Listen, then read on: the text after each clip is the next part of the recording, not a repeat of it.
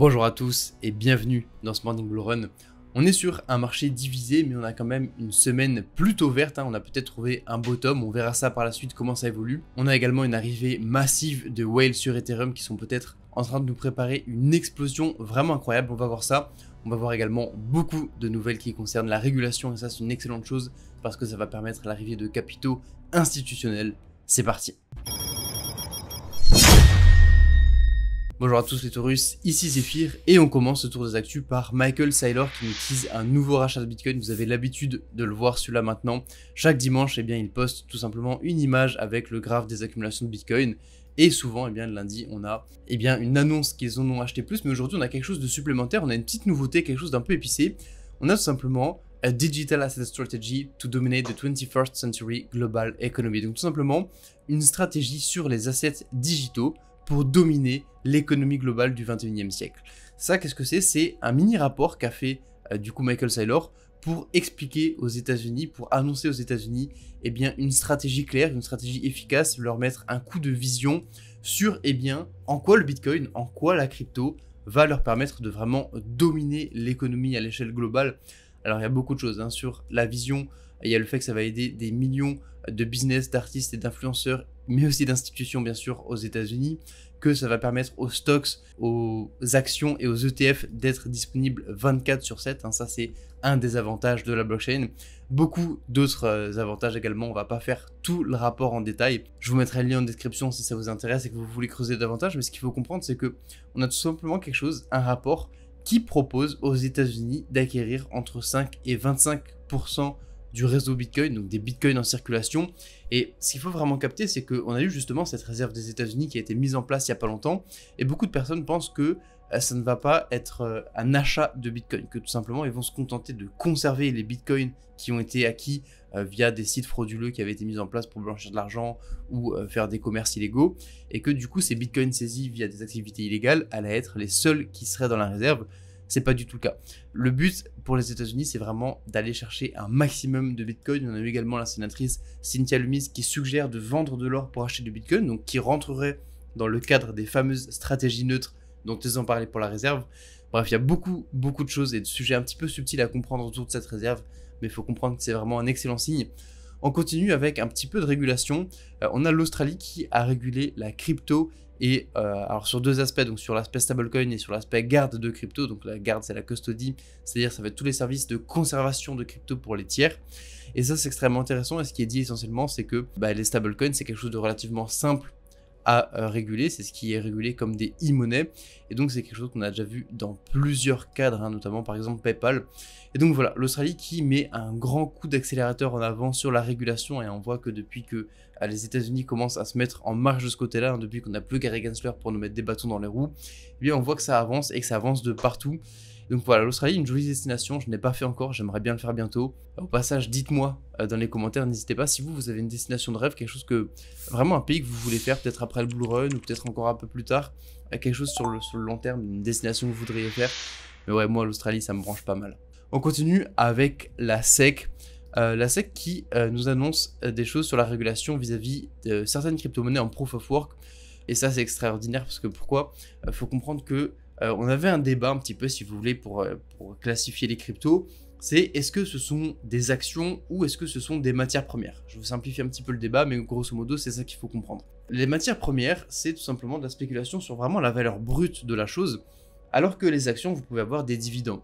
Et les dividendes, c'est quelque chose qui repose sur le travail d'autrui et donc ça rentre dans une classification, dans une réglementation différente vis-à-vis de la loi, vis-à-vis de la SEC justement. Et on avait cette question sur la crypto de c'est pas vraiment une action, c'est pas vraiment une matière première non plus. Enfin, du moins, on va voir qu'on penche plutôt pour cette option. Et en fait, ce qu'on nous explique ici, c'est que les crypto-monnaies en proof of work, donc bien sûr, on parle essentiellement de Bitcoin ici, mais il y en a d'autres, il y a le Dogecoin, il y a le Litecoin, il y en a plusieurs comme ça qui existent. Ce ne sont pas des securities, donc ce ne sont pas essentiellement ce qui rentre sous le cadre des actions, donc où d'autres personnes fournissent finalement des services pour lesquels on est rémunéré. Et donc ici, ce qui est intéressant, c'est que ils ont parlé de plusieurs types de minage.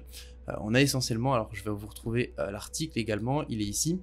Donc c'est sur le site officiel de la SEC, si vous cherchez ça et que vous voulez vous le retrouver. On a essentiellement deux types de minage qui ont été traités, c'est le minage seul, donc le solo mining, c'est-à-dire que vous êtes vous chez vous avec un ordinateur pour faire miner du Bitcoin, ou le minage dans des pools, donc par exemple vous achetez du matériel qui va être mis dans une pool avec une grosse quantité de matériel et vous allez percevoir une partie de ce que reçoit toute la pool, donc tout l'ensemble des ordinateurs. Et donc ici on a eu une réglementation de la SEC qui nous dit bah ok, ça là, faire du minage, les crypto-monnaies en proof of work, ce ne sont pas des securities. Et ça c'est une excellente chose parce que ça nous amène probablement davantage vers un marché qui va être régulé comme des commodities, donc comme des matières premières. Et ça nous donne un bon tournant dans la régulation parce qu'on avance vraiment du bon côté de la chose. Mais vous le voyez ici à la fin, la question qui se pose, c'est qu'en est-il du proof of stake? Parce que dans le proof of stake, pour le coup, on a un rendement, on a quelque chose qui ressemble quand même énormément à des dividendes. Et donc ça va nous permettre de basculer un petit peu sur Ether et on va voir ce qui se passe un petit peu de ce côté-là. Dans un premier temps, on a Fidelity, donc qui est un gros fonds d'investissement qui va baser son fonds, donc son Treasury Fund on-chain. Donc ça, qu'est-ce que ça permet? Ça va permettre de la transparence et ça va permettre à n'importe qui de voir ce qui se passe avec cette fameuse trésorerie. Donc ça, c'est encore un signe que la crypto, c'est quelque chose qui va servir, et là, on parle surtout de blockchain, aux institutions, à vraiment des grosses entités qui veulent être transparents, qui veulent faire preuve d'honnêteté en montrant absolument tout ce qu'ils ont à montrer. Et donc, on va vraiment dans le bon sens avec tout ça. On a également, grâce à Ethereum, de la tokenisation d'avions. Donc là, on est vraiment sur des choses assez incroyables. Je vous rappelle que Larry Fink avait annoncé que la tokenisation, c'était vraiment l'avenir de la finance. Et bien là, vous allez bientôt pouvoir acheter un petit morceau d'avion grâce à la blockchain. Donc ça, c'est des choses vraiment très intéressantes. Après, potentiellement que grâce à ça, on pourrait avoir des rendements vis-à-vis de l'utilisation d'avions, parce qu'il y a des gens qui payent pour avoir accès à un avion pour aller d'un endroit A à un endroit B, comme en Australie par exemple. Et donc ça, c'est vraiment important, et ça nous montre que Ethereum, c'est vraiment pour moi beaucoup plus qu'un simple moyen de paiement, si vous voulez. C'est vraiment une technologie qui révolutionne beaucoup de choses, qui a apporté les smart contracts, qui permettent notamment la tokenisation, qui a apporté également vraiment tout un jeu de données qu'on peut s'amuser à analyser. Et en ce moment, on a beaucoup de baleines qui sont en train d'accumuler de l'Ether. On va aller regarder ça du côté de l'analyse on-chain. Alors ça fait un petit peu peur ces graphes en général, mais vous allez voir qu'en 30 secondes, avec moi, vous allez comprendre à quel point c'est puissant et à quel point c'est utile. Ici, on a un graphe qui nous montre déjà en noir le prix de l'Ether. Ok, donc on a le prix de l'Ether qui évolue. En orange, on a ici le nombre de whales qui évoluent au fil du temps. Et en violet, on a la variation de ces whales sur 30 jours. Donc vous voyez qu'on regarde ici sur une période depuis 2020, donc de 2020 jusqu'à 2025. Et on va regarder, nous, ce qui nous intéresse, ça va être sur la période la plus récente. Donc ici, on commence en septembre 2024 et on va jusqu'à aujourd'hui, donc en mars 2025. Et ce qui est intéressant, vous voyez, c'est une chose très claire, c'est qu'on a un prix de l'Ether qui, essentiellement depuis le début de l'année 2025, diminue lentement mais sûrement. Mais en même temps, vous le voyez avec ces barres violettes, on a beaucoup de whales qui arrivent. Vous voyez qu'ici, là, si on regarde la courbe orange, donc qui compte vraiment le nombre de whales, donc des adresses qui ont entre 1000 et 10 000 Ethers, on voit que ça augmente. On voit qu'on a de plus en plus de baleines. Donc qu'est-ce que ça veut dire? Ça veut dire qu'au fur et à mesure que le prix de l'Ether baisse, on a de plus en plus de baleines qui rechargent, qui accumulent, qui en achètent de plus en plus. Et ça va créer un véritable choc de l'offre et de la demande. Et ça, c'est probablement ce qui est en train de construire les fondations pour vraiment une explosion de l'Ether.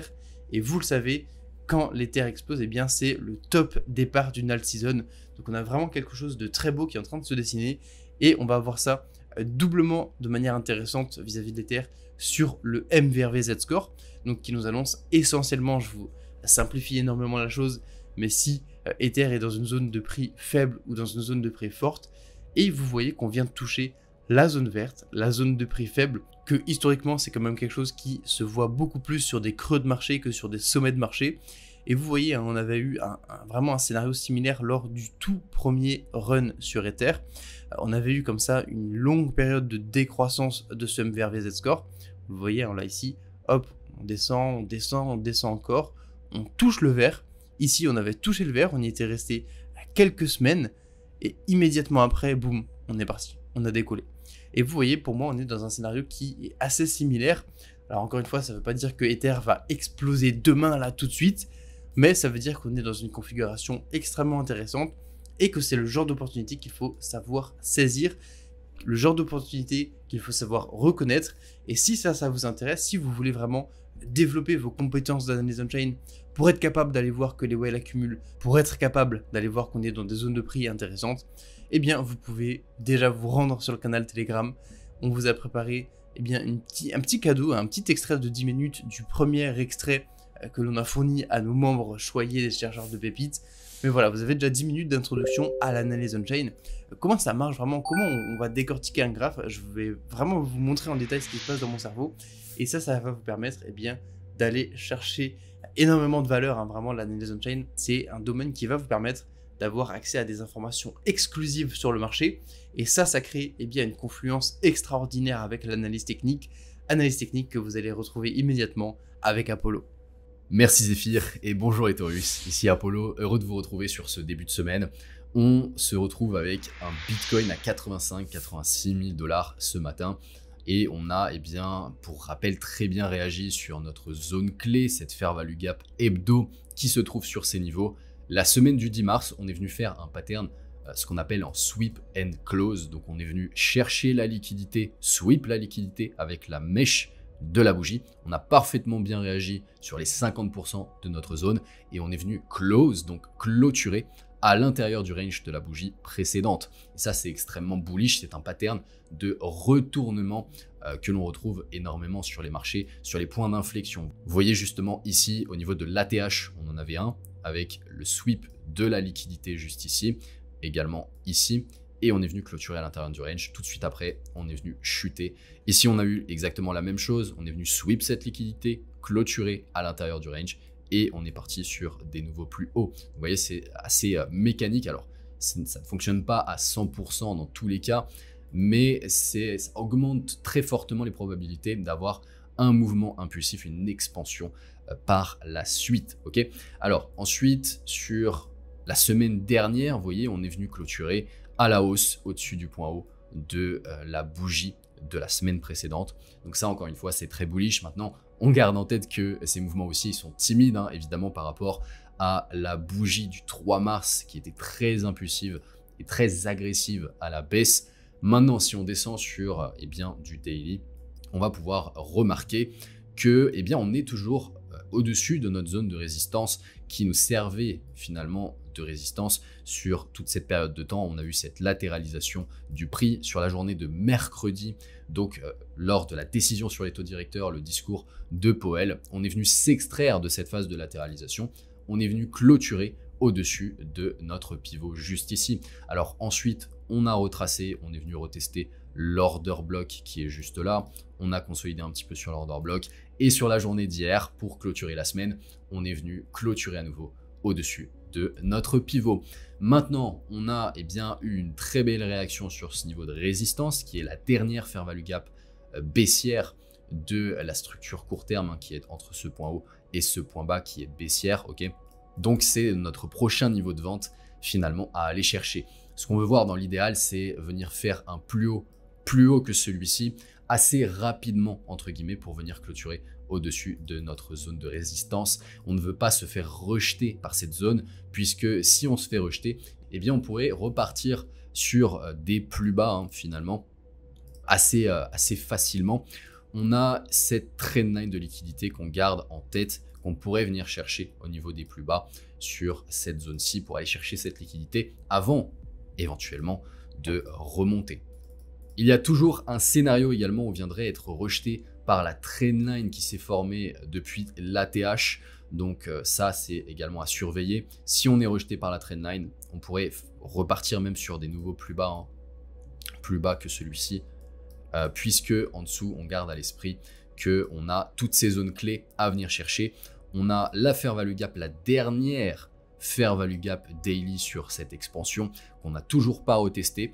Et on a également notre zone de bloc plus long terme sur la zone de l'ancienne ATH au niveau des 68 000 $ environ qu'on pourrait venir retester. Ce n'est pas obligatoire entre guillemets et tout va dépendre de finalement les réactions que l'on va avoir dans les prochains jours, les prochaines semaines dans toute cette zone-ci qui est absolument cruciale. Avant de passer à Ethereum, je vous coupe 5 secondes. Je sais que beaucoup d'entre vous s'intéressent à l'analyse technique. Vous savez que c'est une compétence extrêmement importante qui peut littéralement vous faire surperformer 99% des investisseurs. Pour ça, vous avez le canal Telegram Trading. Le lien est en description de la vidéo pour y accéder.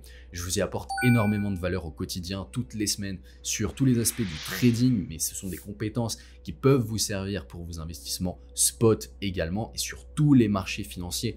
Vraiment de manière générale, l'analyse technique, l'analyse fondamentale, la compréhension de la finance, de l'économie, également la gestion de capital, bien sûr, qui est absolument cruciale. Donc allez-y, c'est gratuit, foncez. Au niveau d'Ethereum, on est toujours en train de consolider sur le niveau psychologique des 2000 $. On a eu la semaine dernière une bougie, ce qu'on appelle en inside bar. En fait, c'est une bougie qui n'est pas venue casser ni le point haut ni le point bas de la semaine précédente. On est resté à l'intérieur du range de cette bougie. Donc tout simplement, ça correspond à une consolidation.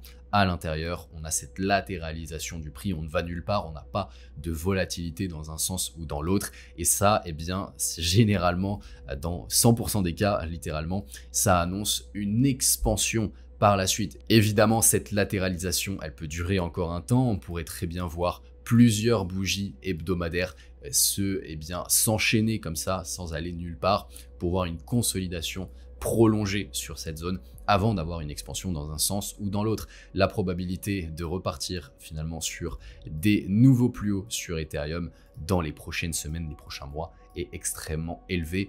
Je pense qu'il serait cohérent d'attendre la création d'une base sur ces niveaux-ci, d'une phase de consolidation un petit peu plus prolongée avant de repartir sur des plus hauts. Pourquoi ? Parce que ça serait proportionnel à toute la liquidité qu'on est venu chercher sur ces niveaux-ci. On doit digérer cette liquidité et donc une phase de consolidation comme celle-ci est plutôt cohérente finalement.